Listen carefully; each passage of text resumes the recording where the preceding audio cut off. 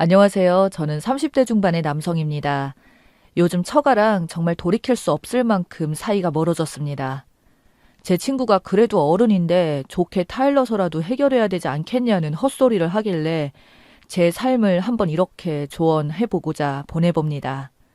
정말 여러분들이라면 이런 상황에서 좋게 말할 수가 있는지 저는 그나마 제가 신사적이라고 생각을 하거든요.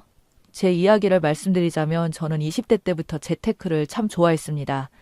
여기서 재테크라는 것은 말 그대로 이 세상의 돈 흐름을 알아내서 이익을 창출하거나 관리하는 기술을 말합니다. 어렸을 적 금수저 마냥 부잣집에서 태어난 것도 아니고 직장에서도 월급을 크게 받은 건 아니었지만 그래도 제가 다니는 직장 특성이 정년까지 보장이 되고 연금도 나오는 직업이라 대출 같은 게 정말 잘 나왔습니다. 우리나라에서는 정상적으로 돈을 모아 저축해서는 평생 죽을 때까지 돈을 모아도 내 집 마련 자체가 불가능한 구조이더군요. 처음에는 재테크를 하기 위해 안 쓰고 안 먹고 해봤는데 겨우 안 먹고 안 쓰고 해봐야 모아지는 돈이 제가 만족할 만한 돈이 될 수는 없었습니다. 게다가 그나마 최소한의 수준으로 쓰던 걸 줄이게 되니 삶의 질이 너무나도 떨어지게 되더라고요. 옷이라든지 모임이 있을 때 식사비라든지 그래도 제가 이대로 살면 안 되겠다고 다른 방법이 필요할 것 같은데 고심하던 중에 직장 선배가 가르쳐줬습니다. 그때 배웠던 게 바로 부동산이었습니다. 한국은 부동산 불패의 나라라고 불리울 정도로 빚을 내서라도 잘만 사두면 몇 년만 지나도 정말 2배 이상 오르는 경우가 많다고 했고 그때부터 정말 부동산에 대해서 틈만 나면 공부를 하기 시작했습니다. 선배도 관심을 가지고 공부하면서 질문하는 제가 기특했는지 본인이 공부했던 알짜배기 내용들까지 알려줬습니다. 그 선배도 저랑 월급도 비슷한데 부동산으로 이미 2억 이상이나 벌었던 상태였죠. 저는 생각해보면 참 운이 좋았던 것 같습니다. 청약을 통해서 흔히 말하는 확률이 로또라는 게 걸렸고 그 뒤로는 그 로또 받은 아파트를 잘 팔아서 그 돈으로 피를 주고 분양권을 구매해서 이득을 몇 천만 원씩 불려 나갔으니까요. 하지만 초심자의 행운이었던 건지 그렇게 피를 주고 집을 사다가 부동산 정책과 맞물려서 집을 3채나 떠안게 되었습니다. 제가 가진 아파트를 팔 수도 없는 상황에서 잘 팔리지 않은 아파트만 2채가 추가되자 세금부터 관리비에 담보대출로 받은 어마어마한 빚까지 정말 숨이 막힐 정도로 엄청난 빚과 이자가 생기더군요. 그때 제 아내를 처음 만났습니다. 아내는 같은 업종 종사자였고 저랑 근무지가 다른 곳의 사람이었습니다. 제가 근면 성실하다며 직장 동료가 소개시켜줬던 여자였죠. 사실 솔직히 그 당시에는 빚과 이자를 갚느라 허덕이던 때라 여자를 만날 때도 아니었는데 문득 지금 때가 아니라고 이런 타령만 하다가는 언제 이 빚을 다 갚고 여자를 만나 연애를 해볼지 아득해서 만나보았습니다. 아내는 참으로 단아한 느낌의 딱 현모양처 같은 스타일이었죠. 집안의 장녀로 자라나서 지금의 직업을 가지기까지 정말 공부만 열심히 하고 살아온 여자였습니다. 당연히 저도 이상적인 배우자라 너무 마음에 들었고 적극적인 구애를 했으나 제 현재 상황이 데이트 비용 자체가 너무나도 부담스럽더군요. 이자를 내고 나면 생활비를 걱정해야 되는데 그 생활비가 데이트로 나가니까요. 그런 저의 기색을 느꼈는지 아내가 혹시 재정적인 문제가 있냐고 물었고 그래서 솔직하게 다 말했습니다. 그러자 계산이 빨랐던 아내는 어떻게 그런 걸 다 계산해 보더니 제 월급만으로 그 빚을 다 갚는데 30년을 잡아주더군요. 그러면서 웃으면서 만약 우리 둘이 갚으면 15년이면 집이 3채 생기는 거 아니냐는 말에 저는 정말 감동을 받았었습니다. 사실 어떤 여자가 연애 초기에 남자가 빚에 휩싸여서 데이트 비용도 없다는 말이 달가울까요? 물론 아파트를 전체적으로 정리하면 몇 억의 돈이 생기는 점은 있으나 문제는 현실적으로 지금 당장 돈이 없는 사실이었으니까요. 그래서 저는 그런 아내에게 감동을 받았고 아내는 그 이후로도 자기 일처럼 적극적으로 나서서 집 빚을 갚기 위해 전세를 내놓기 위한 노력으로 알아보거나 저랑 같이 돌아다니면서 부채를 줄이기 위한 적극적인 매매를 알아보는 등 여러모로 엄청난 도움을 줬습니다. 그러면서 근사한 데이트 한번 못 시켜줬는데 아내는 저에게 항상 밥을 사고 데이트 비용 또한 대신 내주며 저보고 말하길 절대 기죽지 말고 나중에 우리가 결혼하면 그때 다 갚으라고 말하면서 웃더군요. 이 여자가 이런 식으로 나오는데 어떻게 이 여자랑 결혼을 안 할 수가 있겠습니까? 사귄 지 반년도 안 돼서 이런 마음 처음이라고 그때부터는 결혼하자고 졸랐고 아내는 그래도 1년은 만나봐야 되지 않겠냐고 거절을 했으나 저희 간곡한 매달림 끝에 결국 허락을 해주었습니다. 제 인생은 이런 여자를 만나서 앞으로 탄탄대로일 것만 같았지만 현실은 그렇게 녹록지 않더군요. 아내는 제가 처가에 처음 인사를 드리러 갈 때 제 눈치를 보면서 자기 어머니가 사실 좀 성격이 괄괄하시고 장난이시니 걸러 들으라고 말했습니다. 그래서 저는 아내의 부모님이니 나름 신사 같은 이미지만 생각하고 갔는데 장모는 처음 본 날부터 진짜 무슨 뚜쟁이 아줌마 마냥 제 재산은 얼마고 실제 빚은 얼마고 집은 몇 채이고 부모님의 재산은 어떻게 되는지 하나하나 꼬치꼬치 묻더군요. 장모님이 하는 일은 마트 캐셔였어요. 솔직히 직업 비하는 안 하고 싶었는데 저랑 아내가 하는 일이 돈은 많이 못 벌어도 사회적 지위도 있는 안정적인 직장인데도 저희보다 돈도 적게 버시고 언제 그만둘지도 모르는 일 하시면서 저보고 글쎄 그 돈 벌어서 남편 구실은 제대로 하겠냐며 타박을 하시는데 저는 좀 어이가 없더군요. 정말 마음 같아서는 장모님에게 말하길 그럼 제가 지금 하고 있는 일 당장 때려치우고 사업이나 하라는 소리냐고 말하고 싶었던 게 목 끝까지 나왔었지만 처음 뵙는 것도 있으니 일단 꾹 참았습니다. 아내는 또 살면서 장모님께 얼마나 쥐잡히듯이 살았는지 옆에서 별말을 못하고 있었습니다. 집안 분위기를 보아하니 이 집안은 근엄한 장인어른과 착한 딸인 제 아내 그리고 개념 없는 장모와 그 장모가 애지중지하는 처남이라는 분위기를 처음 인사드리러 간 날 알게 되었었죠. 그 부분이 신경이 은근히 쓰였으나 아내는 정말 뭐 하나 빠질 데 없이 너무 좋았기에 결혼을 진행했습니다. 결혼을 준비하게 되면서 알게 된 사실인데 잘난 것 하나 없는 망나니 놈인 처남은 자기 편만 드는 장모 때문에 제대로 망나니로 자라났고 혼자 스스로 성장한 아내는 장모와 처남의 돈줄이었더군요. 결혼하면서부터 모아둔 돈이 거의 없다는 말에 눈치를 챘었습니다. 그나마 없던 돈에서 제 생활비를 지원해주고 밥 먹여주고 한 아내를 보니 당신 대체 왜 이렇게 바보처럼 사냐고 제가 구박까지 했어요. 아내는 그래도 가족이라 거절 못했다는 말에 그럼 우리 결혼하고도 그럴 거냐고 하니까 선뜻 대답을 못하길래 그 부분을 제가 결혼하기 전에 단판을 지었습니다. 그러자 장모가 한다는 소리가 제가 무능력해서 자기 딸의 돈을 탐낸다길래 그 말 그대로 돌려줬습니다.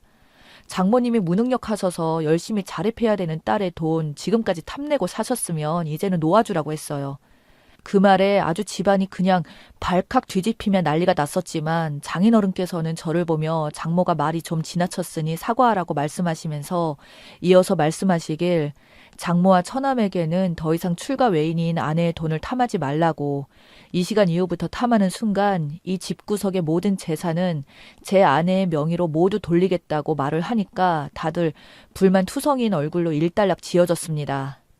저희 결혼할 때 제 빚이 듬뿍 들어간 집도 있었지만 저희 본가에서는 1억 원을 지원해 주셨고 장인어른께서도 5천만 원이나 주셨습니다. 그 돈으로 저희 결혼식 다 하고 신혼집까지 차려서 잘 살았네요. 아내는 고맙다며 말을 했으나 이상하게 저는 불안했고 아내 명의로 된 카드 전부 해제하고 혹시나 몰라서 제 카드를 대신 주면서 아내 월급까지 전부 다 제가 관리하게 되었습니다. 그리고 제 집 한 채를 아내와 공동명의로 바꿔줬어요. 그 후로는 그 집부터 빚을 갚아나가기 시작했었죠. 저희가 사실 애도 없었기에 그저 돈만 벌면 되었었습니다. 그러던 중에 아주 큰 화제거리가 생겼어요. 바로 집값이 많이 올랐던 겁니다. 세 채 중에 한 채가 크게 올라서 그 집 전셋값만으로도 나머지 담보대출금을 모두 상환할 수 있을 정도가 되었고 그러자 빚이 없어지자 이제는 빚을 갚는 게 아니라 돈들이 역으로 쌓이기 시작했어요. 그래서 애까지 가지게 되었습니다. 그때까지는 정말 행복했습니다. 빚도 없어지니 저희 생활 수준도 많이 올라가게 되었고 더 이상 힘들게 살아야 할 이유 따위도 없었으니까요. 장인어른도 처음에는 제가 그렇게 무턱대고 집을 세 채나 들고 있어서 걱정을 많이 하셨으나 이제는 저에게 선견지명이었다며 사위가 잘 되니 든든하다며 저희 딸아이를 그렇게 이뻐하셨는데 장모랑 처남은 뭐가 그리 불만인지 자기 손녀이자 조카인데도 단 한 번을 거들떠보지도 않고 본체 만체 하더군요. 저는 사위 노릇 제대로 했습니다. 명절이나 장모님 생신날 선물도 나름 제일 비싼 걸로 보냈고 저희 엄마보다 더 비싼 걸로 꼬박꼬박 챙겨줬었습니다. 아내도 그걸 알고 항상 내심 미안해했고요. 저희 부모님께는 장모의 성향을 말했더니 항상 장인어른보다 더 좋은 걸로 챙겨주라고 말씀까지 해주셨거든요. 그래도 장모랑 저희 사이는 안 좋았어요. 그러던 중 어느 날부터 장모님이 은근히 목소리로 저에게 전화가 와서 자기 집에 한번 들리라고 하더군요.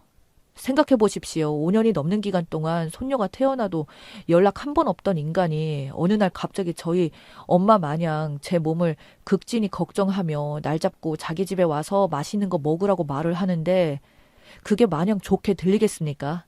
저는 당연히 불길한 의심부터 들어서 아내에게 말을 하자 아내 역시도 안색이 안 좋았지만 저희 둘 다 그 집에 갔었습니다. 그날 명절에도 못 받아본 사위상을 5년 만에 처음으로 받아봤습니다. 그러면서 어찌나 친한 척을 하며 우리 사위 고생이 참 많다는 둥 말들을 계속 돌려서 빙빙 하더군요.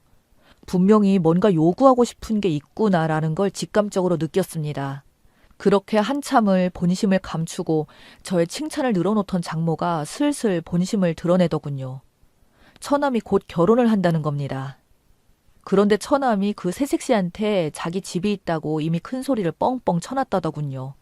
그런 말까지 들었을 때는 설마 했습니다. 그러더니 아니나 다를까 아내 명의로 된 그 집을 처남 명의로 하자는 겁니다. 어차피 지금 팔 생각도 없을 테니 그렇게 가지고 있으면 뭐 하겠냐며 가족 좋은 게 좋은 거 아니냐며 달라고 하더군요. 그래서 저는 이 집을 전세로 달라고 말씀하시는 거냐고 말하니 장모는 아니라고 그냥 처남 명의로 달라고 하더군요. 그 말을 듣자마자 진짜 웃음밖에 안 나오더군요. 지금 장모님, 이 말씀 정말 진심으로 하는 말씀이세요?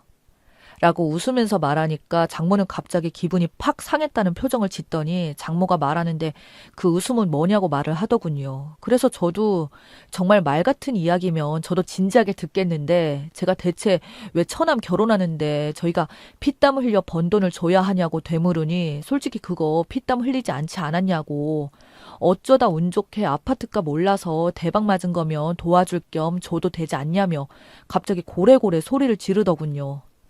와, 진짜 사람이 어떻게 이럴 수가 있죠? 그래서 저는 그럴 마음 죽어도 없다고 앞으로 이런 걸로 부를 거면 2번 다시 부르지 말라고 딱 잘라 이야기하고 아내와 다시 돌아왔습니다. 그 이후 두고 보자는 장모와 처남 그리고 얼마 지나지 않아 진짜 결혼을 한다더군요. 그때부터 사실 좀 찜찜했었거든요. 저 허세 좋아하는 인간들이 어떻게 집도 없는데 결혼을 과연 어떻게 할까 해서요. 아니나 다를까 상견례 자리에서 저희는 합의하지도 않았던 집이 처남 집이 갑자기 되어 있었고 새 며느리로 들어오기로 한 사람은 제 아내에게 형님 덕분에 좋은 집 얻어서 정말 감사하다는데 제가 어이가 없어서 그 자리에서 바로 퍼부었습니다. 대체 뭘 믿고 이런 인간이랑 결혼하는지 모르겠는데 장모나 처남 둘 다 사기꾼이라고요. 그러자 상견례 자리는 정말 아주 개판 난리가 났었죠. 저는 신경 안 쓰고 연달아서 그대로 싹 다 말했어요. 사실 우리는 집 준다고 한 적도 전혀 없었고 자기들끼리 그냥 북치고 장구치고 이렇게 몰아가기로 저희가 집을 준에 만에 하는 것 같은데 그쪽들도 지금 사기 당한 거고 우리도 사전에 전혀 동의한 적 없는 내용을 이렇게 말하는 게 사기꾼이지 아니면 누가 사기꾼이겠냐는 말에 상견례는 완전 파탄이 났습니다. 장모는 제가 그 자리에서 그렇게 대놓고 대담하게 말할 줄은 몰랐는지 얼굴이 시뻘개져서 저를 보고 호로자식이라며 소리를 고래고래 질렀고 장인어른도 이런 사실을 처음 알았는지 노발대발했었죠. 결국 그날 상견례 싹 다 엎어지고 나서 처남이랑 예비 신부는 결혼식도 파토났고 장모랑 처남은 장인어른 집에서 쫓겨났다고 하네요.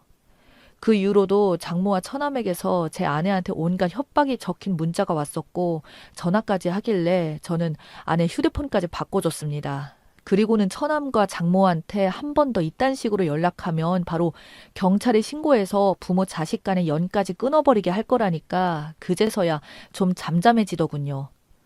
살다 어쩜 이런 인간들이 제 천사 같은 아내의 가족인지 치가 떨립니다. 그런데 여기서 더 웃긴 건 아무것도 모르는 지인들입니다. 주변 지인들은 저보고 아무리 그래도 그렇지 어른들한테 그러면 되냐고 결혼식까지 파토내게 했냐면서 저한테 훈계를 하는데 너나 잘하시라고 말해줬네요.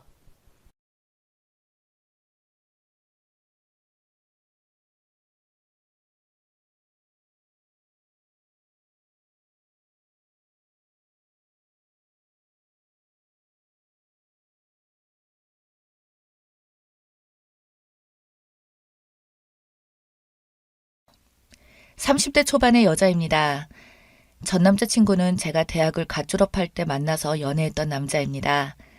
전 남자친구랑은 대학 때부터 원래 알고 지내던 사이였고, 그는 당시에 군대를 다녀와서 대학에 복학해서 다니고 있었고, 저는 대학교를 졸업한 후 처음으로 회사에 취직한 곳이 중소기업이었는데, 회사 대표라는 사람이 글쎄 악덕 사장이었던지라 월급도 제대로 안 주고 밀리던 걸 그때 친구였던 전 남자친구가 해결해준다고 도와주면서 점차 친해지다가 사귀게 되었어요.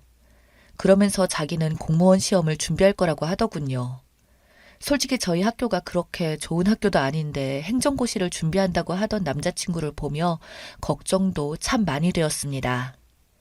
자신이 5급 공무원만 되면 저를 호강시켜주고 어쩌고 말하는데 저는 속으로 애초에 그 정도로 공부를 잘했으면 저희 학교가 아니라 서울 소재의 명문대를 가지 않았을까 생각했죠. 아니나 다를까 학교를 졸업하기 전까지 합격을 하겠다던 그 인간은 당연히 떡하니 쉽게 될 일이 없었고 졸업 후에도 그동안 공부한 게 너무 아깝다며 1년만 더하게 자기를 좀 도와달라고 하더군요. 처음 1년은 설득에 넘어갔고 그 다음 1년은 제 앞에서 무릎 꿇고 빌어서 넘어갔습니다. 집에 돈이 아예 없거나 이런 건 아니라서 제가 월급 받은 것 대부분을 남자친구의 교재비 등에 보태줬고 거의 매일같이 남자친구 집을 드나들며 밥 해주고 청소도 제가 대신 하고는 했습니다. 그러던 남자친구가 한다는 소리가 1년만 더 한다고 또 고집 부리길래 저는 더 이상 못한다고 했더니 이번에는 행정고시가 아니라 7급을 보겠다고 하더군요. 4년을 넘게 공부했는데 7급 공무원 하나 못하겠냐고. 진짜 이번 딱 한 번만 믿어달라고 하길래 저 역시 그래 4년이나 했는데 5급은 아니어도 7급은 붙겠지 했어요. 그러면서 공부를 또 하기 시작하는데 자기도 이제는 어느 정도 지치는지 자취방 가면 TV 보고 놀고 있을 때도 많고 뜬금없이 저에게 여행이나 가자고 말하고 이러길래 저는 공부는 잘 되냐고 하니까 전 남자친구는 저에게 걱정 말라고 식은 죽 먹기라고 그냥 공부 안 하고 쳐도 합격 점수 커트라인 넘는다며 자랑스럽게 말하는 그놈의 모습에 저는 안심이 되기는커녕 더욱 불안함이 커지더군요. 그래서 저는 말했습니다. 합격 점수 커트라인에 걸리는 거면 언제든 불합격이 될 수도 있다는 건데 더 확실하게 하려면 방심하지 말고 100점을 맞도록 노력해야 되는 거 아니냐고 따지니 전 남자친구는 짜증난다는 표정으로 저에게 야, 나 행시 치던 사람이야. 고작 7급도 못 풀겠어? 라며 버럭 성질을 내더군요. 자기를 무시했다며 그 이후로는 제 말을 더욱 안 듣고 놀고 먹는데 아니나 다를까 그 해 시험에서 또 떨어졌습니다. 시험날 제가 시험 잘 봤냐는 말에 대충 뭐 보긴 했는데 이러더니 자신감 없는 대답에서 저는 이미 느꼈죠. 그리고는 전 남자친구는 저를 보며 또 이번에는 더도 말고 진짜 9급 시험을 보겠다. 그리고 바로 7급을 볼 거라고 한 번만 믿어달라고 하더군요. 그래서 저는 이악 물고 조근조근 말했습니다. 이제 네 나이 벌써 27이야. 도대체 뭐 하는 짓이야? 라고 했더니 자기 학원에서는 30 넘어서도 이거 하는 사람들 아직 있다면서 저한테 자기보다 못한 재수생들을 비교하더군요. 그날 정말 전 남자친구와의 대화는 공무원 시험 접어라. 아니다. 이제 한 번만 더 하면 붙을 수 있다로 하루 종일 다투다가 끝내 남자친구의 똥꼬집에 너무 짜증이 났지만 어쩔 수 없이 만약에 그럼 그거 떨어지면 진짜 앞으로 2번 다시 공무원 얘기는 하지 않기로 했고 그렇게 시간이 흘러 한 해를 또 지나가는데 역시나 또 떨어지더라고요. 그때부터 전 남자친구가 이건 인간이 아니라 그저 허언증 덩어리로 보이기 시작했죠. 솔직히 5급 친다고 1년 공부한 것도 아니고 지금 횟수로만 쳐도 6년 차인데 그 6년 동안 공부한 걸로 9급을 떨어진다면 평생 해도 5급은 죽었다 깨어나도 안 될 놈이었죠.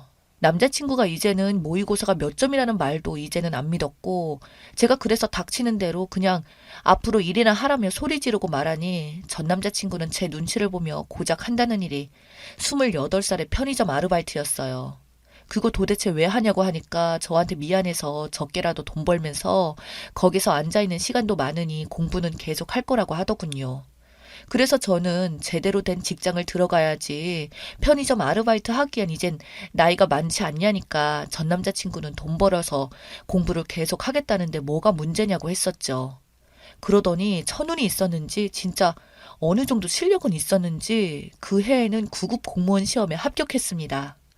남자친구는 의기양양해서는 저에게 받냐면서 여태까지 자기가 안타깝게도 매번 컨디션이 안 좋았던 거라고 자기가 한다고 하면 무조건 이 정도로 한다고 하면서 9급 붙어놓고는 마치 세상을 다 가진 것처럼 행동을 하기 시작하더군요. 그때부터 회사를 다니던 친구들을 만나서 매일같이 술 마시며 자기야말로 9급에서 시작하지만 7급 시험 보고 다시 5급도 시험 볼 거라며 그냥 시험 운이 안 좋았다고 고작 9급 따위로 만족하지 않을 거라고 말을 하는데 정말 어이가 없더군요. 아무쪼록 그렇게 남자친구가 정식으로 공무원으로 되고 나선 솔직히 저한텐 그동안 고생했지라며 작은 선물이라도 해줄 줄 알았습니다. 그러나 진짜 저한테 10원짜리 하나 주는 것도 아까워하며 자기 월급이 진짜 쥐꼬리만 하다며 무슨 공무원들은 노비도 아니고 뭐라고 하면서 자기는 나보다 더 잘 버니까 이런 말을 하는데 저도 그 부분은 잘 압니다. 9급 공무원 초봉이 진짜 낮다는 것을요. 그래도 여태까지 6년을 넘게 뒷바라지 해주면서 도와준 나한테 큰 건 아니더라도 작은 선물이라도 해줘야 하는 거 아닌가요? 진짜 솔직히 그때는 너무 화가 나더군요. 그때부터 전 남자친구와 별로 사이가 한동안 좋지 못했는데 그 와중에 이 전 남자친구가 글쎄 저 몰래 또 다른 여자가 생겼다는 걸 알게 된 건 몇 달 안 지나서였습니다. 그것도 그 전 남자친구한테가 아니라 그 바람피는 여자한테서 먼저 연락이 왔어요. 저한테 왜 자기 남자친구한테 계속 들러붙냐고 말하던 그 여자. 저는 그게 무슨 소리냐고 했더니 제가 전 남자친구랑 예전에 진즉에 헤어졌었는데 전 남자친구가 공무원에 합격하고 나자 다시 들러붙은 아주 거머리 같은 여자로 말을 해놨더라고요. 저는 정말 어이가 없어서 너는 그걸 어떻게 하냐고 하니까 마음 착한 자기 남자친구가 들러붙는 당신 때문에 힘들어 하길래 자기가 번호를 보고 이렇게 연락을 한 거라네요. 그래서 저는 그 여자에게 소리 지르듯이 말했습니다. 이보세요. 그 인간 뒷바라지 내가 다 했고 우리가 지금 헤어진 것도 아니에요. 그놈이 지금 바람 피우면서 당신한테 거짓말하는 거라니까요. 제 말을 듣더니 그게 설령 사실이라고 해도 진즉에 마음 떠난 남자한테 매달리는 게 문제 있는 거 아니냐고 쪽팔린 줄 알라면서 오히려 면박을 주더군요. 그리고 그날 저녁 전 남자친구는 저에게 솔직히 너랑 만나는 게 이제는 쪽팔린다며 자기는 공무원이니 같은 공무원이나 교사는 만나야 된다고 말을 하더군요. 월급 적다고 징징거리면서 돈 한 푼 안 쓰는 쫌생이가 그딴 소리를 하냐고 하니까 자기는 대신 연금이 있다고 당당하게 말하는데 정말 이런 놈한테 지금까지 내 인생을 전부 다 바치듯이 살았었다니 생각이 들기 시작하자 저는 너무나도 억울했습니다. 솔직히 이런 낌새는 옛날부터 보였지만 제 20대 청춘을 다 바쳤던 겁니다. 그놈의 세월의 정 때문에 못 헤어졌던 것 같아요. 결국 그 자식 얼굴에 저의 손바닥 자국을 내주고는 그날로 헤어졌습니다. 그 뒤로 전 남자친구 카톡 프로필에는 새 여자친구랑 놀러 다니며 찍은 여행 사진으로 매번 바뀌더군요. 그렇게 저는 한동안 정신적으로도 너무 힘들고 마음적으로 힘들었지만 그동안 버는 족족 그 자식한테 들어갔던 돈들이 아껴지기 시작하니 돈도 이제는 제 자신에게 투자를 할 수 있게 되더군요. 저는 그래서 운동도 하고 사교 모임도 하고 그동안 한 남자의 종처럼 살다가 이제는 저를 위해서 가꾸니 좋은 사람들도 많이 만나게 되었습니다. 정말 찌질하고 쫌생이 같은 전 남자친구와 비교조차 할 수 없는 좋은 사람들을 말이죠. 그렇지만 한 번의 이별이 저에게는 너무나도 큰 상처가 되었는지 저에게 다가오는 남자들과 쉽사리 사귀기는 어렵게 되더군요. 또 저 사람도 나의 겉모습만 보고 다가오는 거면 어떡할까. 내가 이런 남자랑 어울리는 걸까 자격지심도 왔고 상처를 받기 싫어서 정작 중요한 순간에는 숨어버렸습니다. 그런 저를 구해준 게 바로 지금의 남자친구입니다. 지금의 남자친구는 프로그램 개발 일을 하며 사업을 하고 있다고 하는데 정말 끈질기게 저한테 다가왔고 반년 동안 연인 아닌 연인 사이로 지내다가 끈질긴 구애 끝에 사귀게 되었습니다. 돈은 자기가 벌면 되니까 진짜 결혼하면 나의 영원한 가정주부로 지내줬으면 좋겠다며 진지하게 저한테 말을 하던 남자친구. 저보다 4살이 많았던 그는 책임감도 강하고 자기 일에 대한 자부심이 대단했어요. 그렇게 사귄 지 1년 만에 자기 부모님께 인사를 드리게 하고 항상 저희 위주로 생각하고 그러더군요. 결국 결혼하기로 양가 집안에서 결정도 났고 상견례도 하게 되었습니다. 결혼식장이랑 전부 다 찾는다고 정신이 없을 무렵 어느 날 갑자기 전 남자친구가 제가 예비신랑이랑 같이 있는데 전화가 오더라고요.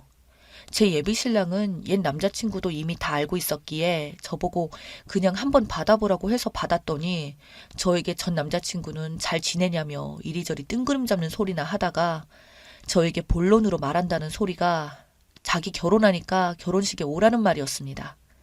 그래서 저는 장난하냐니까 장난이 아니라 그래도 이렇게 공무원 됐는데 도와준 게 저고 그렇게 생각해서 초대할 정도의 사람 아니냐고 우리 같이 한 시간이 얼만데 이런 소리를 하고 있더군요.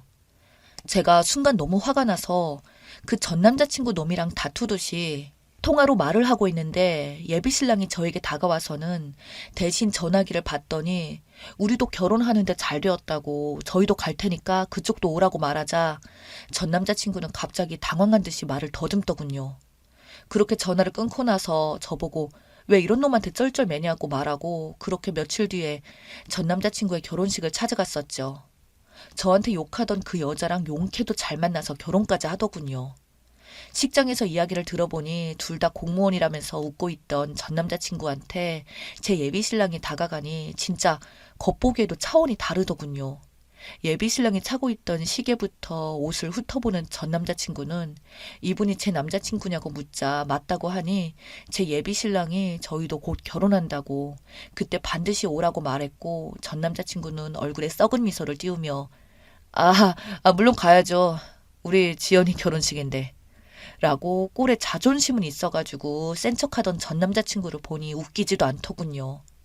결혼식장도 그냥 일반 웨딩홀 빌려서 하는 그곳에서 저희는 뷔페도 안 먹고 그냥 축의금만 20만 원 넣어주고 왔습니다. 그렇게 전 남자친구는 결혼을 하고 그 이후에 저희도 그 다음 달 결혼식이었어요. 저희 결혼식 때는 호텔의 예식장 홀을 빌려서 엄청 화려하게 했어요. 시아버지께서 사업을 하시느라 손님들이 많다고 호텔에서 하라고 하셔서 호텔에서도 제일 큰 홀을 빌렸었거든요. 엄청난 화환들과 손님들로 정말 TV에서만 봤지 저도 태어나서 실제로 처음 보게 된 연예인 결혼식 같은 데서 하는데 그때 마침 전 남자친구가 진짜 왔더라고요. 신부 대기실에 와서 어설프게 저에게 손을 흔드는데 표정만 봐도 웃기더군요. 그래서 진짜 고맙다고 했습니다. 너 때문에 진짜 이렇게 결혼할 수 있었다고. 내가 너랑 결혼했으면 어쩔 뻔했냐고 웃으면서 말을 하니 전 남자친구는 자존심 때문인지 아무 말도 못하고 고개를 푹 숙인 채 부들부들 떨더군요. 그러면서 오늘 이쁘다고 하며 끝까지 자존심 있는 척 하더니 나가버렸습니다. 예식을 올릴 때 전 남자친구와 눈이 마주쳤는데 전 남자친구의 묘한 착잡한 표정을 보니 진짜 속이 다 시원하더라고요. 그놈 얼굴 보고 덕분에 결혼식에서 긴장되는 것들도 언제 그랬냐는 듯 말끔히 사라졌습니다. 그 이후로 저는 남편이랑 현재 알콩달콩하게 잘 살고 있어요. 곧 아이도 낳을 계획이고 정말 본인 급 따지다가 진짜 급에 맞게 사는 꼴 보니 제 속이 다 시원하네요.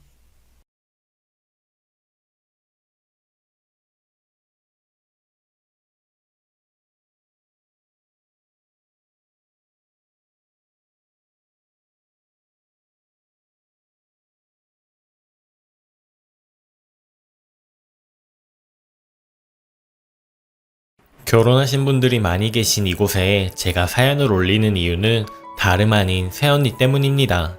막장 드라마에서나 나오는 일이 실제로 제가 경험하게 되었습니다. 꼭 들어주시고 조언 부탁드리겠습니다. 저에게는 위로 오빠가 2명이 있어요. 첫째 오빠가 26살, 둘째 오빠가 22살이고 둘째 오빠는 지금 군대에 있습니다. 첫째 오빠는 작년 2월에 결혼을 했고요. 결혼한 지 거의 1년이 넘어가네요. 어쨌든 전 어릴 때부터 막내라 그런지 귀여움을 독차지하면서 자랐습니다. 그래서 그런지 오빠들은 절 끔찍하게 챙기고 이뻐했고 저도 오빠들을 잘 따르고 꽤 화목하게 자랐습니다. 그래서 오빠들한테 여자친구가 생기면 왠지 모를 질투도 생기고 그랬어요. 둘째 오빠는 진짜 까불거리는데 첫째 오빠는 저에게도 예의 바르고 다정한 그런 오빠였습니다. 언제나 거의 제가 1순위였고요. 그런 오빠에게 언젠가부터 제가 2순위가 되더군요. 네, 지금 제 새언니 때문입니다.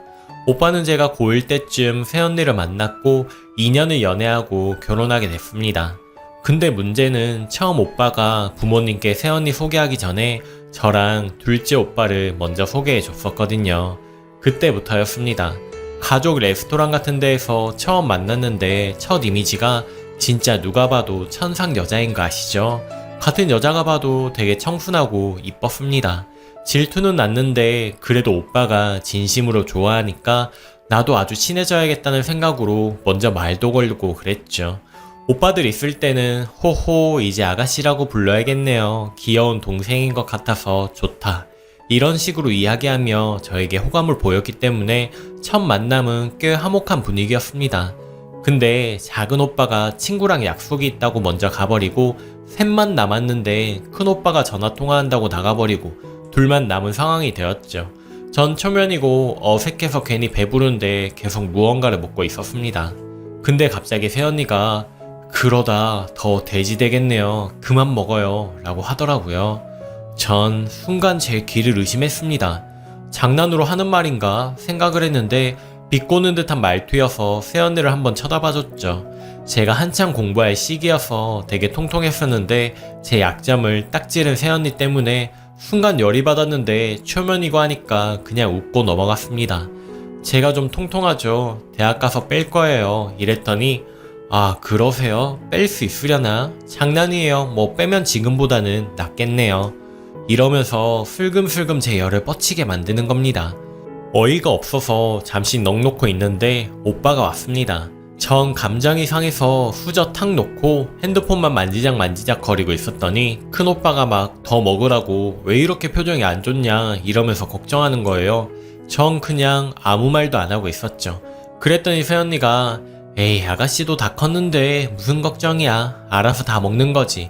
살 빼려고 안 드신대. 살 빼면 자기 닮아서 엄청 이쁘시겠다. 지금도 너무 이쁜데. 진짜 어이가 없었습니다. 저 볼 땐 그렇게 말해놓고 오빠가 오니 돌변하는 새언니의 모습이 어이없었죠. 아무튼 그렇게 안 좋았던 첫 만남 이후에 큰 오빠가 회사 일 때문에 좀 바빠서 집에 자주 못 들어왔었습니다. 새언니에 대해서 얘기하고 싶었는데 얘기할 시간이 없어서 고민하다가 문자를 보냈습니다. 오빠 진짜 결혼할 거야? 내가 맘에 안 든다고 해도 그 언니 나 싫어하는 것 같아. 이런 식이었을 거예요. 근데 한참 후 답장이 오더니 어머 아가씨인가봐요. 왜 제가 맘에 안 드세요? 미안해요. 난 그런 줄도 모르고 장난쳤는데 동생 같아서 그런 거예요. 이렇게 문자가 온 거예요. 큰 오빠 핸드폰을 새언니가 가지고 있었나봐요. 당황한 저는 답장을 보낼까 하다가 그냥 씹고 큰 오빠가 집에 오길 기다렸죠. 다음날인가 오빠가 집에 오더니 저한테 대뜸 수경이가 너한테 서운한가 봐. 왜 그런 문자를 보내서. 원래 장난기 많아서 친해지려고 그런 거 같은데 예민하게 생각하지 마. 이런 식으로 말하더라고요. 괜히 제가 오빠한테 뒷담화로 한 기분이라서 미안해지더라고요. 어쨌든 그 일이 있고 한 달 정도 후에 상견례가 있었고 그때 저는 사정상 나가지를 못했습니다. 그리고 따로 결혼하기 전에 새언니가 자주 우리 집을 찾아왔었어요. 그때마다 미안해서 눈도 못 마주치고 제 방에 들어가서 숨어 있었는데 어느 날 엄마 아빠 잠깐 외출하셨을 때 큰오빠랑 새언니랑 집에 온 거예요. 그때 주말이어서 거실에서 전 TV를 보고 있었는데 큰오빠가 저 없는 줄 알았다며 보통 주말에는 독서실에 자주 가서 그런 줄 알았다더군요. 그리고 사온 과자를 저한테 주길래 대뜸 받아 먹었죠. 근데 새언니가 오빠 안 보이게 인상을 확 찌푸리는 거예요. 저는 제가 저번에 실수한 것 때문에 기분 나빠서 그런 거겠지 하고 그냥 인사를 했습니다. 그리고 오빠가 방에 들어가서 옷 갈아입는 동안에 제 옆에 앉더니 리모컨을 획 뺏는 거예요. 순간 당황해서 제가 저 이거 보고 있었는데 했더니 전 이거 봤어요 이러면서 채널을 돌리고 막 혼자 깔깔거리면서 웃더군요. 미안했던 감정이 싹 사라지면서 얄밉게 보이더라고요. 그때 참았죠. 뭐 그러더니 갑자기 작게 중얼거리는 거예요. 나 맘에 안 들면 나한테 말해요. 쪽팔리게 오빠한테 이러지 말고. 어린애도 아니고 뭐하는 짓이야 진짜. 순간 욱하던 게 확 터졌습니다. 지금 뭐라고 하는 거예요? 갑자기 와서 예의도 없게 리모컨을 뺏질 않나? 뭐 쪽팔려요? 언니 진짜 어이없네요. 그러지 좀 마요. 이랬더니 큰오빠가 거실로 나오는 겁니다. 왜 그러냐고 물어봐서 제가 말하려는 거 막더니 새언니가 아가씨한테 보고 싶은 거 잠깐 본다고 리모컨 좀 빌려달라고 했더니 화내시네. 친해지려고 그런 건데. 거의 울상을 지으면서 오빠 팔에 매달리는 겁니다. 어이가 없어서 그 꼴을 쳐다보고 있었더니 오빠가 주연아 너 저번부터 새언니한테 왜 그래? 오빠가 사랑하는 사람이랬잖아. 이러면서 절 나무라더군요. 언제나 제 말만 들어줬던 오빠가 막 새언니 편 들어주는 게 얄밉고 서러워서 눈물을 흘렸더니 막 새언니가 세상에서 가장 미안한 표정을 지으면서 어쩔 줄 몰라 하는 겁니다. 딱 그런 상황이잖아요. 자기 오빠 뺏기기 싫어서 연기를 했는데 들키니까 서러워서 우는 동생 그리고 착한 시언니 그 상황을 연출하고 싶었나 봅니다. 저는 말하기도 싫어서 방에 들어왔습니다. 그리고 큰 오빠랑은 얘기도 안 하고 작은 오빠한테 펑펑 울면서 말했습니다. 작은 오빠는 그래도 저 감싸주면서 이해하라고 장난이겠지 하면서 저 달래줬는데 그래도 속이 안 풀렸죠. 그래도 결혼하면 서로 가족인데 잘 지내야지 했습니다.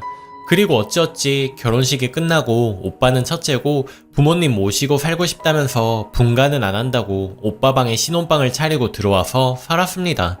제가 거의 학교에만 있다 보니 부딪히는 일은 별로 없었거든요. 그러다가 제가 고3이 되고 아주 사소한 부딪힘은 있었지만 그럭저럭 잘 지내고 있었는데 어느 날 부모님은 외국으로 한 달 정도 여행을 가시고 작은 오빠는 친구들이랑 놀기 바빠 집에 잘 안 들어오고 집에는 저랑 새언니 그리고 오빠밖에 없었습니다. 오빠가 야근하는 날이면 새언니랑 저뿐이었죠. 그래서 웬만하면 부딪히기 싫어 일부러 독서실 갔다가 늦게 오고 그랬는데 그날따라 배가 엄청 아픈 거예요. 근데 집에는 새언니뿐이라 밥도 안 챙겨 먹고 학교에 갔습니다. 그러다가 도저히 못 참겠기에 조퇴하고 집에 와서 쉬려고 하는데 새언니가 친구들 데리고 와서 깔깔거리면서 놀고 있더군요.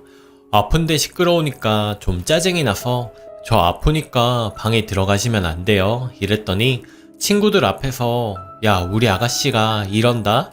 자기 집이라고 존나 시댁살이 시켜 이러니까 친구들은 깔깔 웃으면서 헐 최수경 너 이러고 사냐? 이러면서 자기들끼리 막 웃고 아픈데 서러운 거예요. 눈물 나려는 거 참고 부탁을 했죠. 진짜 죄송한데 제가 아파서 그래요. 쉬고 싶은데 조용히 좀 해주시던가 아니면 다른 데 가서 노세요 하고 아주 정중히 말했습니다. 그랬더니 그나마 개념 있는 한 친구는 야 나가자 수경이 집도 아닌데 이러면서 새언니랑 다른 친구들 데리고 나가려는데 새언니가 뭔 상관이야 아가씨 아프면 병원 가세요 왜 집에 들어와서 그래요 공부도 안 하나? 저 학교 다닐 땐 아파도 참고 다 학교 다니고 그랬거든요 이러면서 핀잔을 주는 거였습니다.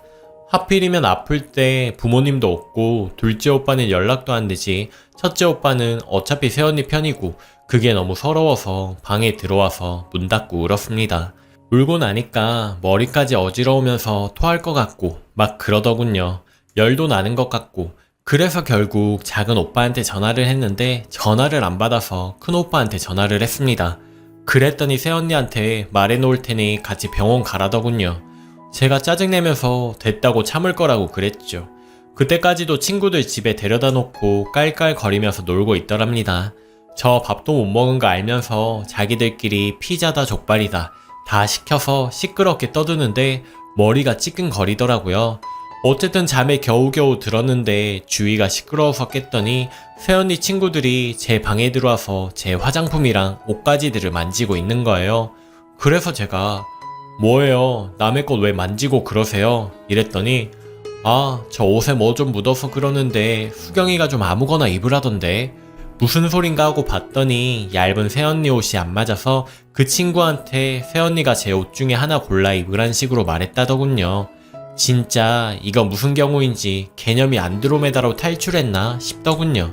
근데 옷 버린 사람한테 그 옷 입고 가라고 할 수 없고 해서 제가 아무 후드티나 골라서 줬더니 새언니가 와서 어머 아가씨는 이런 옷밖에 없어요. 촌스럽네. 야 그냥 밖에 나가서 사 입어. 이러면서 지 친구들 데리고 나가는 겁니다. 아파서 땀 뻘뻘 흘리는 거 보이면서도 윽박 지르고 무안주고 아프니까 더 서럽더군요. 한참 침대에 누워서 식은땀을 흘리는데 병원까지 걸어갈 힘도 없고 해서 그냥 누워 있었습니다. 근데 갑자기 배가 미친듯이 아프길래 새언니를 불렀습니다. 들여다보지도 않더군요.